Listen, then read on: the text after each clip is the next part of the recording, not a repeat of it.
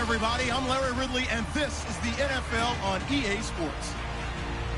It may be hard to find a running lane today. The Browns are top 10 in rush yards allowed, and they're going up against a Saints team that will need to figure out how much it can count on the run.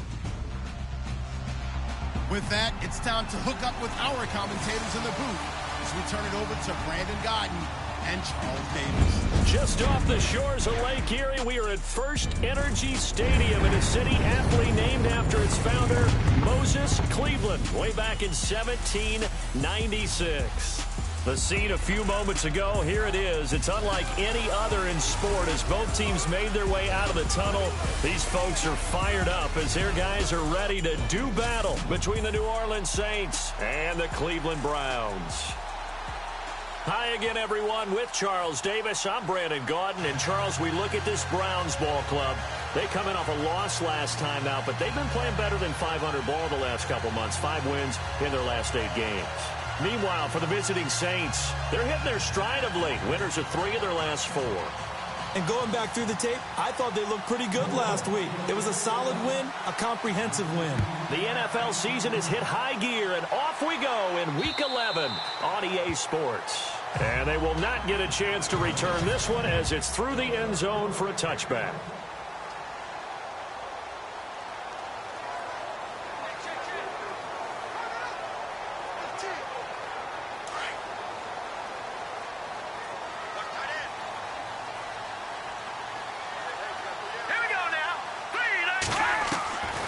First down, it's Keenum. And his first pass is incomplete. He couldn't get the hook up there that time with Thomas, and that'll bring up second down.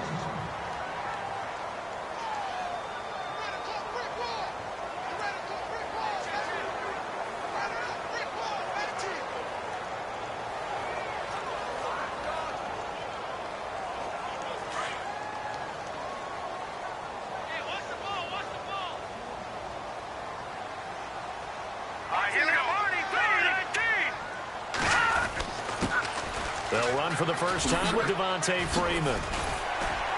And he gets this one just shy of the 40. They'll mark him down at the 39. 14 yards, and it's a Cleveland first down. That O-line, they cleared a big hole there on that run. The athleticism of offensive lines continues to evolve, and we're seeing it here. Not only are they controlling things right at the line of scrimmage, but they're able to get upfield to get to what we call the second and the third levels. You know, get to the linebacker spot, the secondary spot, getting all the way downfield with their blocking, which helps keep the running back clean. They'll try to continue that trend here this afternoon. And he's across the 40, 3 extra yards to the 43.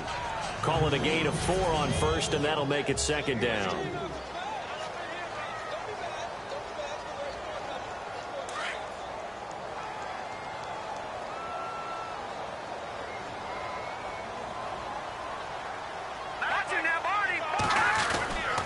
On second down, Freeman. And give him about 5 as he gets this up to the 48-yard line. Frustrating for a defense, energizing for an offense. Finding a way to create that type of yardage in your running game, that'll make the guys carrying the ball very, very happy. And they're definitely showing blitz here. Keenum going to throw on 3rd and 1. And the Saints pressure gets him. Brought down for a sack. Aaron Lynch in there to get him for sack number 9 now on the year. A week ago, they dominated in the trenches. They got in the backfield for 5 sacks, setting the tone there, one on the opening drive. And it sets the tone for the opposing team, doesn't it? Remember when you were a kid and you went to the theater and saw that horror movie and it stuck with you for a while and you were a little bit jumpy? Well, if you saw 5 sacks the previous week and you're the quarterback, you might be a little jumpy as well. It might throw off his timing. Yeah, it'd be jumpy, but sorry, Bob and Linda wouldn't let me see a PG movie until I was 17. Well, that's just good parenting.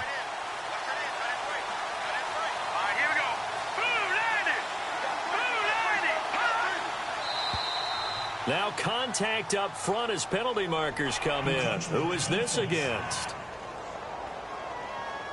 So step off the 5 yards. Yeah, partner, you know, defensive end, he wants to get into the offensive backfield. He wants that get off to be as fast as possible. A little too quick on that one. Oh, he's going to air it out right away. And he fires one that's intercepted. Picked off by Tease Tabor.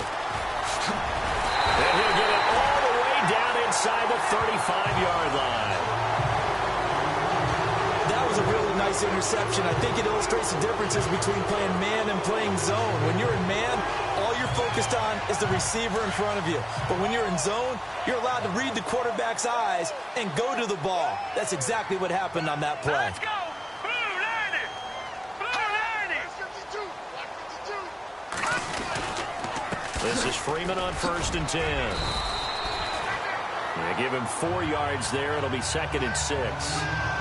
Well, if the coaching staff's doing a good job upstairs, they'll file away what they just saw from the defense right there. They sold out to stop that running play.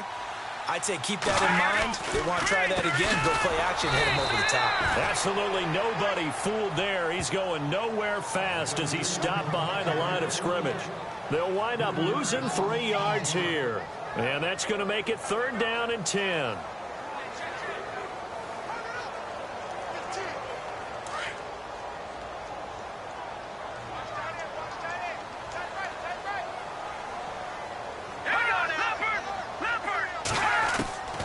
Shotgun snap for Keenan. Got a man, it's Ross, complete. And he'll be knocked down sideways at the 17-yard line. A good play there as the Browns strike for 16 and a 1st down. Brandon, that's a tough guy right there. He knew that was going to happen. In other words, he had to absorb that hit.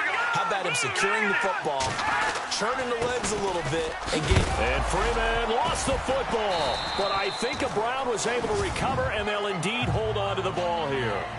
Wow, that ball gets knocked free, but a teammate comes along and scoops it up. It's almost like baseball.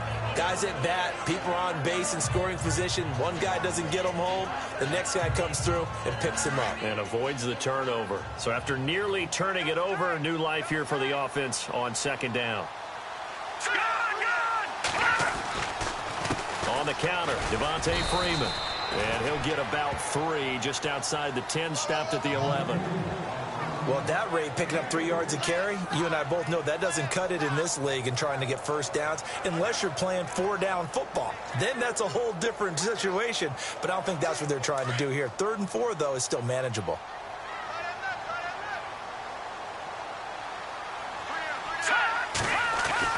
Now Keenum.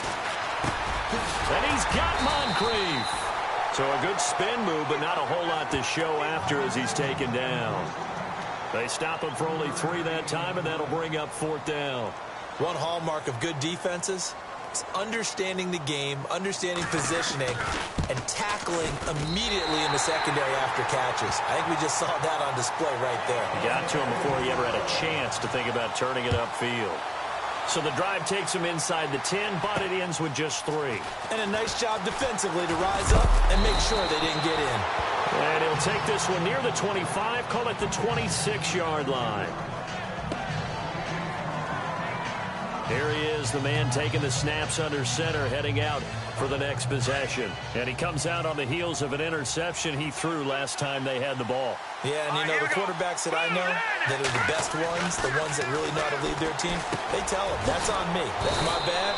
Let's go back out there and move ahead again, guys. We can get this done. One good thing for him, it did only lead to 3 points and not a touchdown after that turnover. Big thanks to the defense. When you see zone defense and you know you've got a drag route on as your primary call, you've got to be really careful as a passer about how far you let your guy go because he might wander into some tough coverage.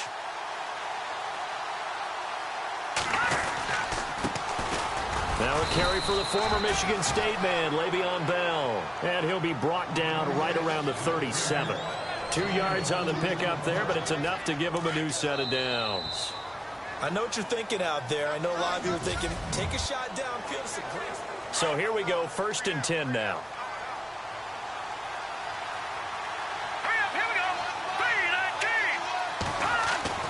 To throw, it's Mahomes. Firing quickly here, and that's complete. And he'll be taken down, but not before he gets into enemy territory. It's a pickup of 16 there, and it'll lead to a new set of downs. That's what we're used to seeing from him right there. Plays like that, why he's number 4 in the league in terms of receiving yardage. Able to make adjustments all along the way. Doesn't matter where he lines up, where he releases from. Working his way into the secondary. figures out defenses and finds weak spots in order to get open.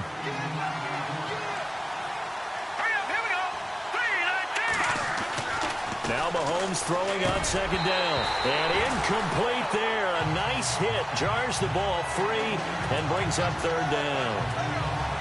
This team is not going to make it easy for you. They're a physical group, and we just saw it there on that play.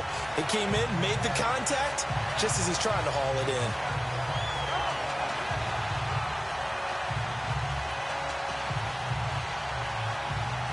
A good chance this is 4-down territory if they're unable to convert. But right now looking at a 3rd and 3. Now it's Mahomes again. He rifles one that's intercepted. Picked off near the 34. He's at the 30. The 20. And he'll score. Touchdown, Browns. That was an interception, but on the field, the guys who are picking it off, they're not saying that. What word are they using? It's Oski. And that means catch the ball and go the other way. That's your vernacular. I've never heard anybody say Oski. Ask around. They'll tell you. So they'll get another shot on offense following that pick 6. And now the kick is away. This fielded a few yards into the end zone. And he's able to get it across the 20, but not by much, as he's marked down at the 21-yard line. Patrick Mahomes on his way out for their next drive. He and his team, they have had a rough go of it here in this first half. Maybe time for him to put his foot down here in the second quarter. Put his foot down and become a little more accurate throwing the football. He's already thrown 2 interceptions.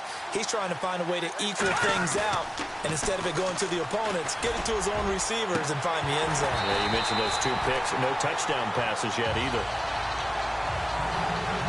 Another dangerous throw there, partner. I mean, he's already thrown 2 interceptions here in the first half. I don't know if you want to keep throwing up 50-50 balls and you've had that kind of lack of success. Yeah, absolutely. Very well could have been a 3rd interception in half number 1. Here